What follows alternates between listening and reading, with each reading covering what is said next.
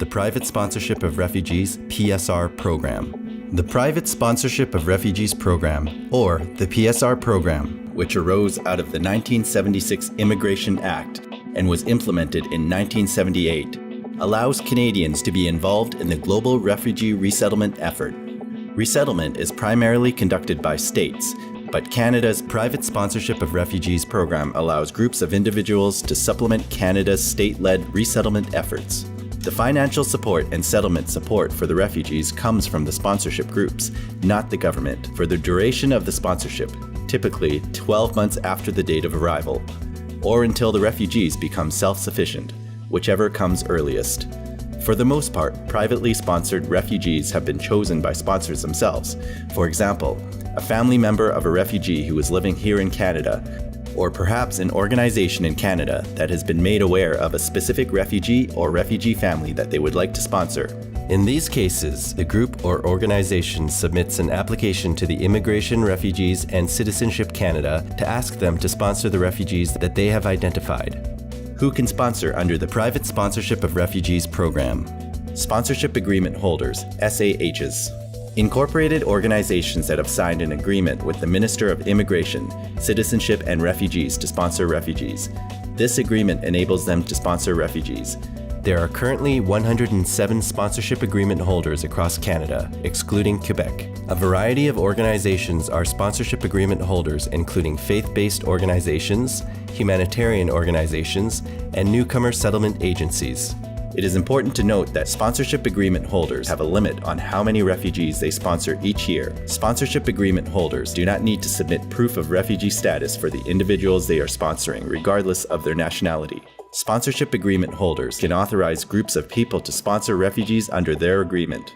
These groups that sponsorship agreement holders approve to sponsor refugees under their agreement are called constituent groups. Sponsorship agreement holders can also work with co-sponsors.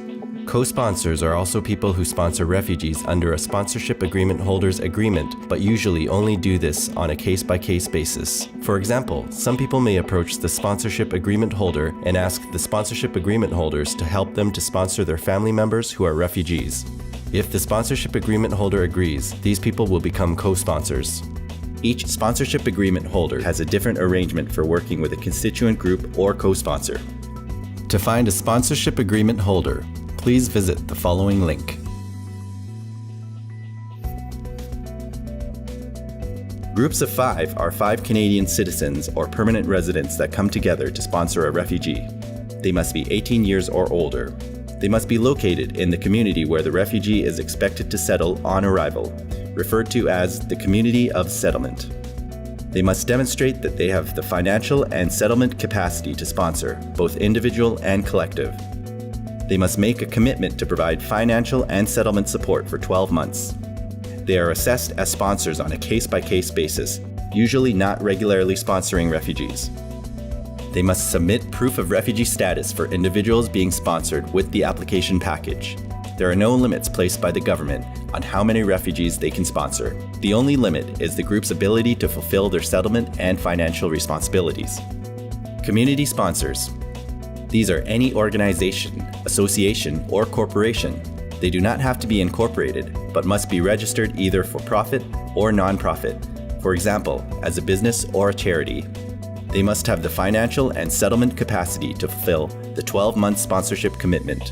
They must be located in the community where the refugee is expected to settle on arrival. They must have non-profit motivations behind the sponsorship. They are assessed as sponsors on a case-by-case basis. They must submit proof of refugee status for individuals being sponsored with the application package. There are no limits placed by the government on how many refugees they can sponsor.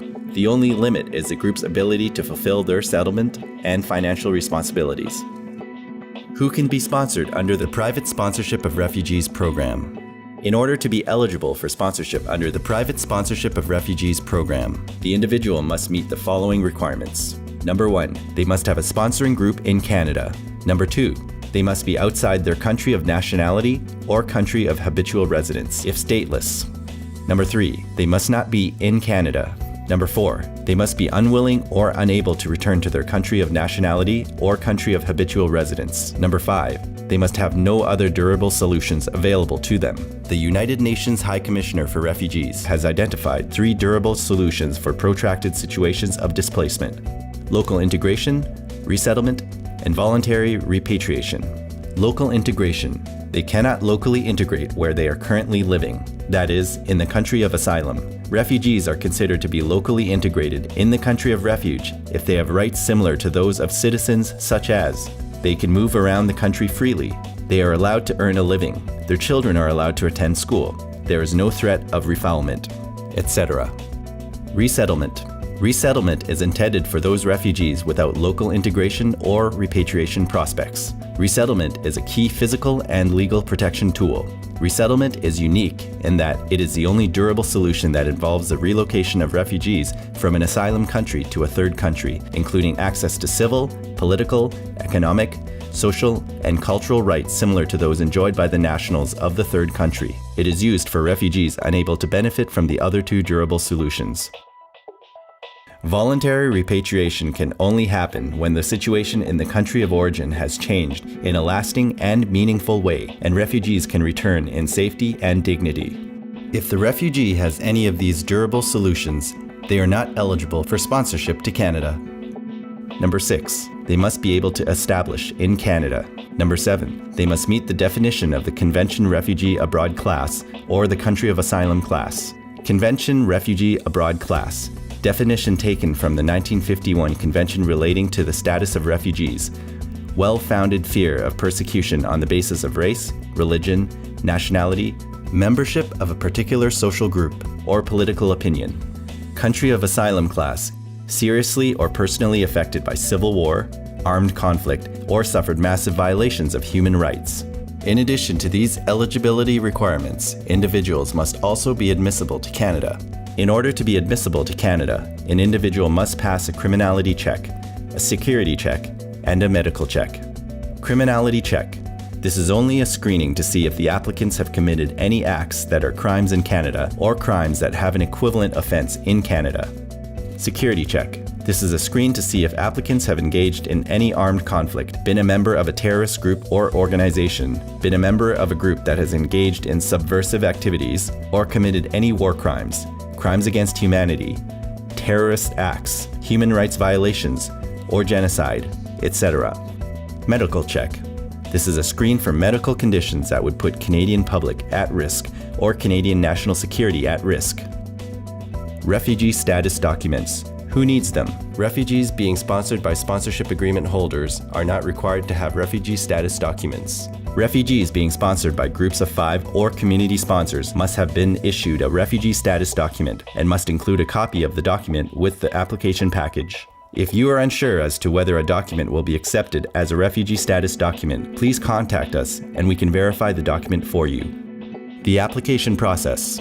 The application forms and supporting documentation must be submitted via mail or email to the Resettlement Operations Center, Ottawa, ROCCO. The Resettlement Operations Center, Ottawa, checks files for completeness. They return applications if there's errors or if it's incomplete. They assess whether the sponsors are eligible to engage in refugee sponsorship and whether they have the settlement and financial capacity to do so. And, if approved, they send it to the Visa Office electronically. Visa Office. They interview applicants. They initiate medical, security, criminality checks, and arrange for travel with International Organization for Migration and issue travel loans if application is approved. Application forms. There are 2 sets of forms that need to be completed and submitted to the Resettlement Operations Center, Ottawa. Number 1, forms for the sponsoring group, and number 2, forms for the refugee being sponsored. Please visit our website for the latest versions of the forms and contact us if you need any guidance on completing the forms or would like us to review the forms you have completed.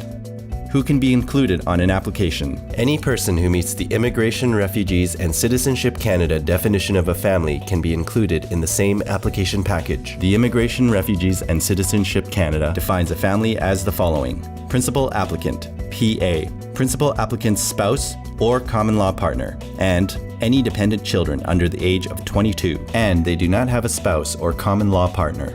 only the principal applicant's eligibility is assessed. Therefore, only the principal applicant needs to be outside of the country of origin, have a refugee status document, etc. Spouse and dependent children under the age of 22 are only assessed on admissibility criteria. Note, if the family has a child over the age of 22 or anyone in their family unit that does not meet this definition of a family, including de facto dependents, they must have their own separate application package. Dependents of a dependent child. Children who are 22 years old or older with a physical or mental health condition, which means they are unable to financially support themselves and have depended on their parents for financial support since before the age of 22. Sponsors' financial responsibilities. The Immigration, Refugees and Citizenship Canada has created the sponsorship cost table to provide guidance to sponsors on the minimum level of financial support they are required to provide to the refugee they are sponsoring under the Private Sponsorship of Refugees program during the first 12 months after arrival. The figures in the cost table differ depending on the size of the family that is being sponsored. Note, sponsors must keep in mind the Immigration, Refugees and Citizenship Canada definition of a family when calculating the cost of sponsorship. Please note that the sponsorship cost table will change on May 1st, 2018. In-kind deduction table. You are able to reduce the cost of sponsorship using in-kind deduction table if you have any of these items already. In-kind deduction table shows the maximum amounts that can be deducted. The final cost of sponsorship, that is, the amount of money the sponsoring group must have and show to the Immigration, Refugees and Citizenship Canada for application assessment purposes, is the figure after in-kind deductions have been made, if applicable. Please note that the in-kind deduction table will change on May 1st, 2018. The sponsorship cost table and in-kind deduction table is only used for application assessment purposes for groups of 5 and community sponsors. The level of financial support that sponsorship agreement holders are expected to provide to the refugee on arrival is also based on the resettlement program rates for their province. To see the resettlement assistance program rates for your province, please visit the following page on our website. Settlement responsibilities. Sponsoring groups agree to provide the refugees with care, lodging, settlement assistance, and support for the duration of the sponsorship period. Sponsoring groups must reside or have representatives in the community of settlement, that is, in the community where the sponsored refugees will live. The intent is to have a group of persons helping refugees to get established in the community and not one person acting alone. Settlement support includes reception, locating interpreters, selecting a family physician and dentist, assisting with applying for provincial health care coverage, enrolling children in school and adults in language training, introducing newcomers to people with similar personal interests, providing orientation with regard to banking services, transportation, etc., helping in the search for employment, providing emotional and moral support, connecting newcomers with settlement agency. For more information and assistance with settlement responsibilities, please visit the following links.